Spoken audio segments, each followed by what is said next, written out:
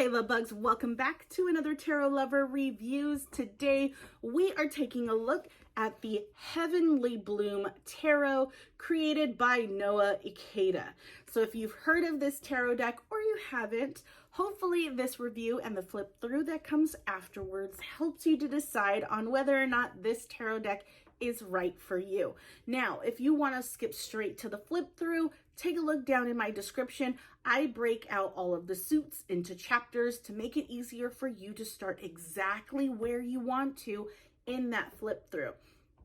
But right now, we're going to talk about the guidebook. We're going to talk about the guidebook, the packaging and the guidebook and the cards, cardstock, card size, the backs of the cards, the textures, everything. So if you're interested in the details, stick around. Otherwise, feel free to move on over to the flip through. But first things first, let's get into the packaging. So as I showed you, this is the front of the box. Absolutely gorgeous. I love the color scheme of this packaging. Absolutely love it. The publisher for this tarot deck is US Games Systems Inc. So you can find this tarot deck on their website and you can find it on Amazon. That's where I ended up purchasing this particular deck from. But yeah, here is how the box opens. And again, absolutely love the color scheme, that mauve color, the soft tones in this packaging is just absolutely beautiful. And then I also love the fact that the packaging is thick, because I know that if I keep my tarot cards in this box, they're going to be safe from damage when it comes to dropping your cards in the box accidentally. So I know with the box being a little bit thicker, I know my tarot deck will be well protected just in case that does happen. So that is the packaging. Now I notice with this particular publisher, there we go, they vary when it comes to their tarot decks. And what I mean by that, they vary by cardstock. They don't utilize the same cardstock as I've seen with other publishers. Their cardstock varies, their packaging varies. They don't utilize the same type of packaging for all of their tarot decks.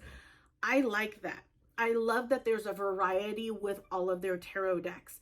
But then again, a lot of people may enjoy the fact that there's a consistency with tarot decks for a particular publisher. So they might like the fact that all of them are the same type of cardstock. All of them are the same type of packaging, because you know what you're getting yourself into.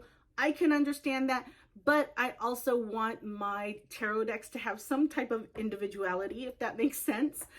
So I love the fact that the cardstock changes and the packaging changes with all of the tarot decks that they publish. So absolutely love that. Not sure if that is a publisher thing or if it's a creator thing. I would think it'd be more on the publisher side, but then again, I'm not 100% sure. So I'm just going to put that out there. Now, we've talked about the packaging. Let's get into the guidebook. So this is what the guidebook looks like. Definitely a step up from your little white book. There are the definitions for each of the cards. There are no pictures of the cards in here, which is totally fine. It's not a requirement. It's always helpful. But again, majority of the guidebooks out there don't necessarily have a picture of the cards with their definitions in their guidebooks. Now, what you will find within the guidebook is the major arcana will have a mini breakdown of the element, the astrology sign, and the character for that particular card. And then it'll go into the upright and then the reversal explanations of that particular card for the major arcana. For the minor arcana, you will get something similar, but I feel like it's a little bit more and then it's not a little bit more. So you'll get like a brief little paragraph about that particular card, and then you'll have the upright and then reversal paragraphs to explain each one.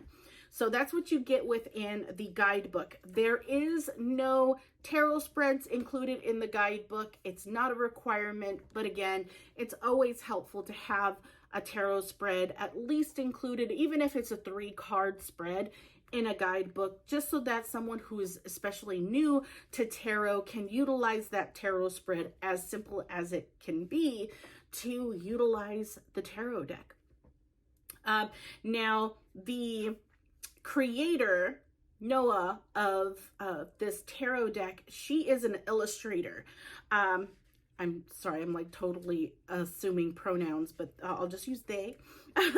They are an illustrator, the freelance illustrator on multiple games and websites. They are Japanese American descent, and they are currently living in Montreal, Canada.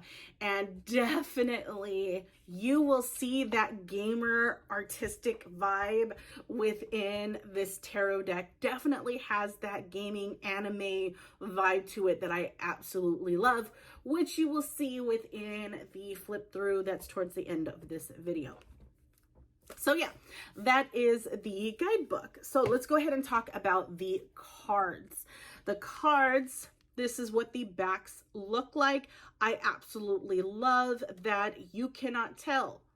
I mean, no, yeah, you definitely cannot tell whether or not it's upright or reversal. So I love that. It definitely helps for those who do read in reverse to be able to utilize it and not be able to tell whether or not a card is upright or reversed. As you can see, the card is glossy. So this tarot deck is a gloss finish, which means your cards can very well slip around really, really easily.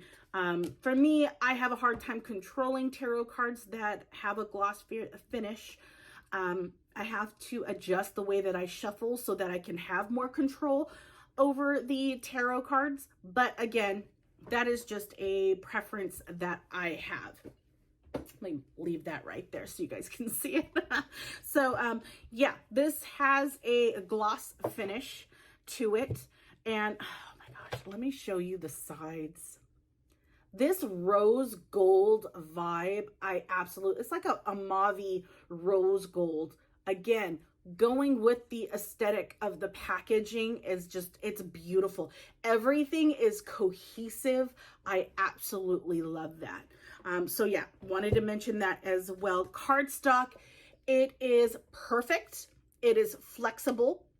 Typically, I don't really like super flexible cards, but with this particular one, I enjoy it. I believe it's because the cards themselves are longer than your typical tarot card. So let me give you an example. Here is a standard Rider-Waite-Smith tarot card, and look at this. Let me just kind of have it. It is that much taller, and it's just slightly wider than your typical tarot card size. So the cards are longer. So if you have larger hands, you may not have a problem, especially if you shuffle in that poker style shuffle or that riffle shuffle. You know, you hold it like this and then you shuffle that way. You may find it a little bit easier if you have larger hands because your fingers can stretch out enough to be able to do that. Me, I'm struggling, and I already know I won't get a really good shuffle within this deck if I were to shuffle in that manner. Doesn't mean that you have to shuffle in that manner. I will constantly say this in my videos. You do not have to shuffle that way. You can shuffle in that under-over method, you know what I mean, that a lot of people do. You can just decide to cut it and put it on top, cut it, put it on top. You know what I mean? Do whatever works for you, whatever you feel most comfortable in doing when it comes to shuffling your cards. So yeah, that is the cardstock, card size, the backing, and the texture of your cards. Now, let's go ahead and talk about the imagery and the naming convention. So both of these, and what I do with all of my tarot deck reviews is I will always compare this particular tarot deck that I am reviewing to the Rider-Waite-Smith tarot deck. The reason why I do that is because a lot of the guidebooks out there that you can purchase is based highly on the Rider-Waite-Smith system, tarot deck, right? Based off their imagery and the naming convention.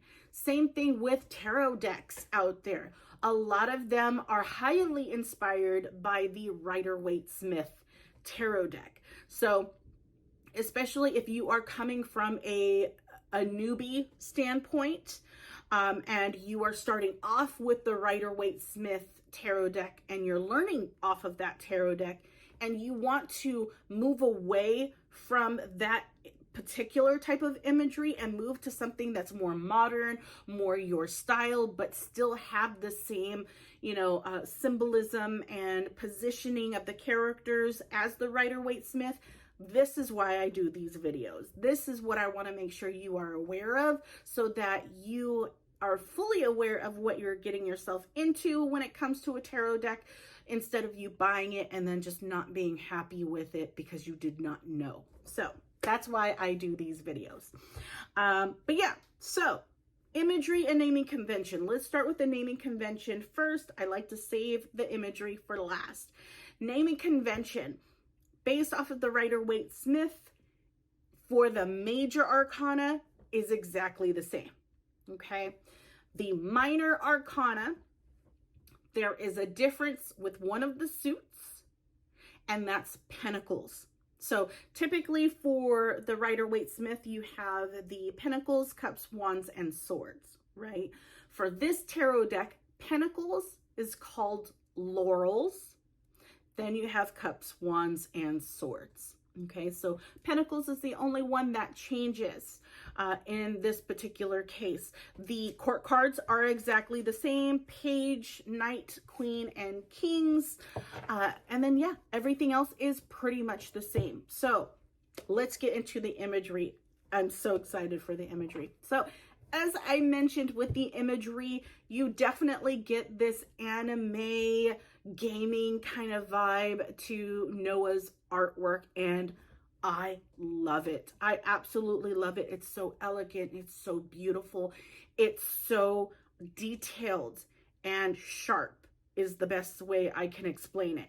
So each one of the suits, they explain within the guidebook, each one of the suits kind of represents, what did they call it? A tribe. I want to make sure that I say this. Yes, a tribe. Each suit represents a tribe that they've created. And each tribe is a specific element, right? So you get, with the laurels, you get more grounded, more earthy tones and pictures, and you see more of like the branches, tree branches within the cards. That kind of gives you that tie, that elemental tie to it. The cups is more of like an, of course, water vibes, a very Asian vibe to it, a very Japanese vibe to it. Wands is a very, you almost get like a, how can I explain it? It's like a very nomadic. Do I want to call it nomadic? I just totally shuffled my deck and I wasn't paying attention. Yeah, it's a nomadic kind of vibe to it for sure. So you get that like dry desert, fiery feeling. And then the swords, very airtight, very angel-esque, very ethereal type of vibe to the swords. So absolutely love it. What else? So sorry, Siri is talking to me. Anyways, sorry. Rude of them to interrupt. So as far as comparing it to the Rider-Waite-Smith imagery, I would say that it's not exact to the Rider-Waite-Smith imagery, but it pulls inspiration from it. So when you look at some of these cards, majority of these cards, you do get that vibe of what it's trying to convey. it conveys it, Noah conveys it in their own way, in their own interpretation. And that's fantastic. You want an artist to be able to convey what they feel a card from the Rider-Waite-Smith imagery would be in their own style. And sometimes it hits the mark, sometimes it doesn't for some artists. Some artists just have a certain way of doing things and they want to stick with that aesthetic, and that's totally fine.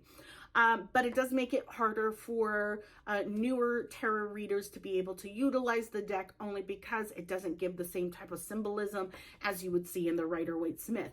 But that is not a reason for you not to get the tarot deck. If you resonate with that tarot deck, if you love the artwork in that tarot deck, buy it because you're excited. You love what you're looking at. That's going to help you learn the tarot if you are a new tarot reader. Or if you are a seasoned tarot reader, it just gives you a new way of being able to look at a particular tarot card. Okay. So yeah, it does follow and then doesn't follow the Rider-Waite-Smith imagery. You definitely do get the symbolism. You do get the vibe of what that card is trying to convey and kind of connect the dots easier that way, but it's not like to the T. You know what I mean? So yeah. Hopefully this review has helped you in some way. If it has, leave a like and take a look at my channel. See if there is any other reviews that I've done that you might be interested in.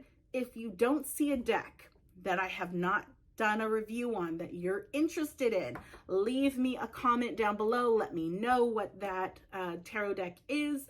Chances are I might have it. If I don't, you just gave me a new reason to buy another tarot deck. So thank you. But without further ado, guys, here is the flip through. Enjoy, and I'll talk to you guys later. Bye.